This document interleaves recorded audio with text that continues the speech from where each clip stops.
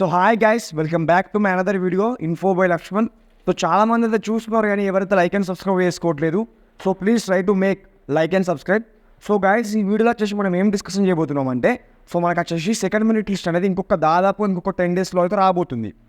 So guys, చాలామంది అయితే అడగడం జరుగుతుంది, బ్రదర్ నాకు సెకండ్ లిస్ట్లో జాబ్ వస్తుందా రాదా, నాకు వచ్చిన పర్సెంటేజ్కి I'm eagerly waiting for second list అని చెప్తున్నారు. సో మీకు ఎంత ఉత్సాహంగా ఉన్నారో అలాగే ఉండండి. సో నేను ఈ వీడియోలో ఏం చెప్తున్నాను అంటే, మీకు వచ్చిన పర్సంటేజ్కి సెకండ్ లిస్ట్లో జాబ్ వస్తుందా రాదా మనకు వచ్చేసి మెరిట్ లిస్ట్ రాకముందే మీకు తెలిసిపోతుంది. మెరిట్ లిస్ట్ రాకముందే మీకు ఒక అంచనా అయితే వస్తుందా రాదా అని. అదేలా బ్రదర్, మరి మెరిట్ లిస్ట్ రాకముందే ఎలా తెలుసుకోవడం అని చూసుకుంటే కనుక, సో గైస్ ఒక్కసారి చూడండి. సో ఇప్పుడు నేను వచ్చేసి ఎగ్జాంపుల్ మీ ప్లేస్లో నన్ను అనుకోండి. సో నేను వచ్చేసి కరీంనగర్ డివిజన్కి అప్లై చేయడం జరిగింది. సో కరీంనగర్ డివిజన్కి నేను ఒక 20 ప్రిఫరెన్సెస్ అనేది పెట్టాను. 20 ప్రిఫరెన్సెస్ పెట్టాను. యూఆర్ ఓబీసీ మొత్తం కలిపి 20 ప్రిఫరెన్సెస్ పెట్టాను. సో నాకు పర్సంటేజ్ వచ్చేసి 93 అనుకోండి. 93% ఆర్ 94% అనుకోండి నాకు.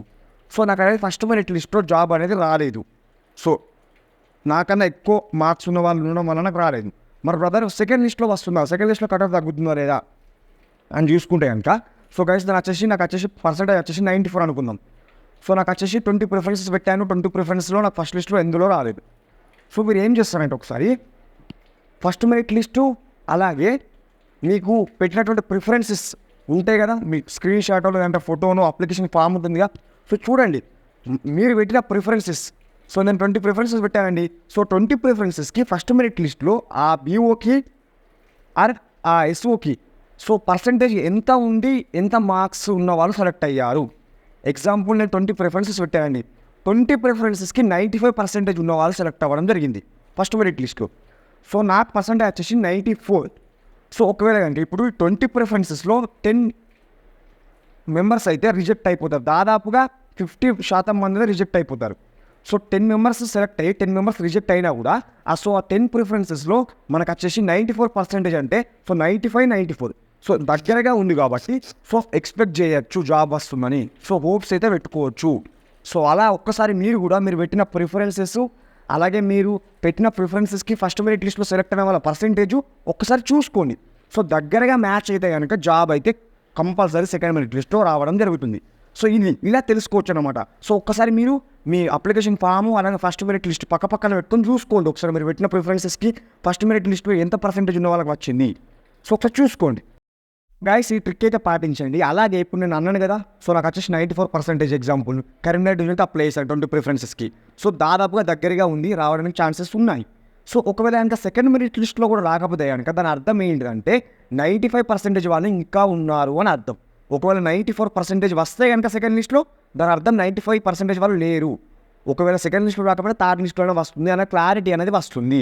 సో ఇది ఒక్కటి గమనించండి బ్రదర్. ఇంకొక సెకండ్ ట్రిక్ ఏంటంటే, సో ఒక్కసారి మీరు మనకు వచ్చేసి లాస్ట్ నోటిఫికేషన్ చూసుకుంటారు 2023 జూలైలో మనకు అనేది నోటిఫికేషన్ రిలీజ్ కావడం జరిగింది. మెరిట్ లిస్ట్ కూడా రిలీజ్ అవ్వడం జరిగింది. సో ఎగ్జాంపుల్ నేను చిత్తూరుకి అప్లై చేశానండి. అప్పుడు జూలై షెడ్యూల్లో నేను చిత్తూరుకి అప్లై చేశాను. సో చిత్తూరులో ఫస్ట్ మెరిట్ లిస్ట్లో కట్ ఆఫ్ ఎలా ఉంది, అలాగే సెకండ్ మెరిట్ లిస్ట్లో కట్ ఆఫ్ ఎలా ఉంది, ఫస్ట్ మెరిట్ లిస్ట్కి సెకండ్ మెరిట్ లిస్ట్కి ఏమైనా చేంజ్ ఉందా, కొంచెం అన్న 1% అయితే చేంజ్ ఉందా లేదా అని చూసుకోండి. సో ఒకవేళ చేంజ్ ఉంటే కనుక సో ఇప్పుడు కూడా చిత్తూరు మళ్ళీ సెకండ్ లిస్ట్కి చేంజ్ అనేది ఉంటుంది. సో ఒకవేళ అప్పుడు చేంజ్ లేకపోతే కనుక ఫస్ట్ మెరిట్ లిస్ట్కి సెకండ్ మెరిట్ లిస్ట్కి సో ఇప్పుడు కూడా చేంజ్ ఉండదు అనే ఒక క్లారిటీ అనేది వస్తుంది. సో ఈ 2 ట్రిక్స్ అయితే పాటించి మీరు తెలుసుకోవచ్చు, మీరు సెకండ్ మెరిట్ లిస్ట్లో మీకు జాబ్ వస్తుందా లేదా అని తెలుసుకోవచ్చు. సో మీరు ఎవరిని ఏ యూట్యూబర్ని అడగాల్సిన అవసరం లేదు. సో ఏ వీడియో చూడాల్సిన అవసరం లేదు. సో అందుకే చాలామంది గందరగోళంలో ఉన్నారు కాబట్టి సో నాకు ఒక చిన్నగా అర్థమైంది. సో నాకు ఇచ్చిన అర్థం చేసుకొని సో ఒక వీడియో చేయడం జరిగింది. సో చాలామందికి ఇప్పుడు ఈ వీడియో యూజ్ఫుల్ అనిపిస్తుందని నేను అనుకుంటున్నాను.